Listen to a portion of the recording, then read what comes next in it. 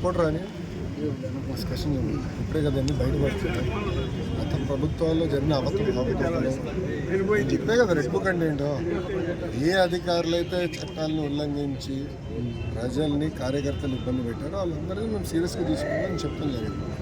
దాంట్లో భాగంగా ఏంటంటే ఒక్కొక్కరు ఇప్పుడు బయటకు వస్తున్నారు, మాట్లాడే స్వేచ్ఛ వచ్చింది ఆంధ్ర రాష్ట్రం, మీడియా మిత్రులు కూడా స్వేచ్ఛ వచ్చింది, ప్రజాప్రతినిధులు స్వేచ్ఛ వచ్చింది, పులివెందుల ఎమ్మెల్యే కూడా స్వేచ్ఛ ఉంది. రోజు వెళ్ళి వెళ్ళిపోతున్నారు, ఆయన పులివెందుల ఎమ్మెల్యేనే కదా, ఆయన కూడా స్వేచ్ఛ ఉంది కదా, ఆయన ఎక్కడ తిరగచ్చు ఆయన తిరగచ్చు. ఆయన ఇప్పుడు ఆయన గేట్కి తాడులు కట్టేది ఇవన్నీ లేదు కదా, ఆయన కూడా తిరిగే స్వేచ్ఛ వచ్చింది. అట్లా వెళ్తుంటే వెళ్ళండి.